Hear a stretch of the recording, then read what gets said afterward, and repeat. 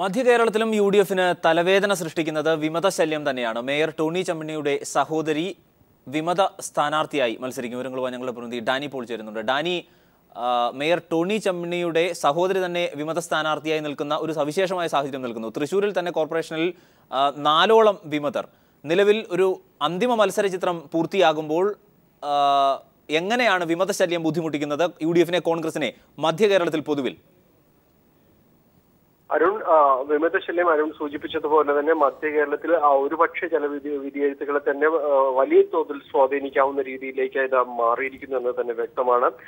കാരണം ആശയപരമായി തന്നെ വളരെ അകന്ന് നിൽക്കുന്നു എന്ന് തന്നെ തെളിയിച്ചുകൊണ്ട് തന്നെയാണ് വിമതർ രംഗത്ത് വന്നിരിക്കുന്നത്. അതുകൊണ്ട് തന്നെ ഇവർ മത്സര രംഗത്ത് നിന്ന് മാറാൻ തയ്യാറല്ല. പലവിധ ചർച്ചകൾ ഈ ദിവസങ്ങളിൽ നടന്നു കഴിഞ്ഞു, പല ഓഫറുകൾ ഇവർക്ക് മുന്നിൽ വെച്ചു കഴിഞ്ഞു. പക്ഷെ ഇതൊന്നും സ്വീകാര്യമല്ലാത്ത രീതിയിലേക്ക് വിമതർ തങ്ങളുടെ നിലപാട് കടുപ്പിച്ചിരിക്കുന്നു എന്ന് തന്നെയാണ് ഈ അവസാന നിമിഷത്തിൽ ചിത്രം വ്യക്തമാക്കുന്നത്. കൊച്ചിൻ കോർപ്പറേഷനിലേക്ക്, എറണാകുളം ജില്ലയിൽ കൊച്ചിൻ കോർപ്പറേഷനിലേക്ക് വരികയാണെങ്കിൽ മേയർ ടോണി ചമ്മിണിയുടെ സഹോദരി തന്നെ റിബലായി തന്റെ വാർഡിൽ മത്സരിക്കാൻ എത്തുന്നു എന്നതാണ് പ്രത്യേകത. നേരത്തെ അവർ കോൺഗ്രസിന്റെ സ്ഥാനാർത്ഥിയായി മത്സരിച്ച് കൗൺസിലിൽ എത്തിയിരുന്നു.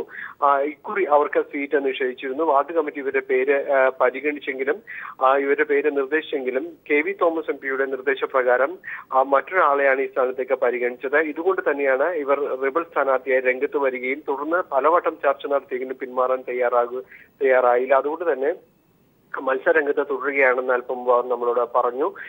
മറ്റൊരു വാർഡിൽ കരാറുകാരനെ, കൊച്ചിൻ കോർപ്പറേഷനിലെ കരാറ് പണി ചെയ്തിരുന്ന ആളെ ഇപ്പോൾ കൗൺസിലറായി കോൺഗ്രസ് മത്സരിപ്പിക്കുകയാണ്. അതുകൊണ്ട് ഇതിൽ പ്രതിഷേധിച്ചുകൊണ്ട് വാർഡ് കൗൺസിലറായിരുന്ന സുനിത ഡിക്സൺ മത്സരരംഗത്ത് തുടരുന്നു.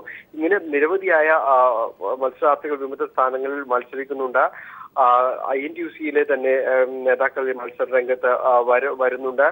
മുൻ കൗൺസിലറുടെ ഭാര്യ കോൺഗ്രസിലെ തന്നെ മത്സരരംഗത്ത് അദ്ദേഹത്തിന്റെ ഭാര്യയെ തന്നെ മത്സരരംഗത്ത് ഇറക്കിയിരിക്കുന്നു. വനിതാ ലീഗ് നേതാക്കളും മത്സരരംഗത്ത് കോർപ്പറേഷനിൽ സജീവമാണ്.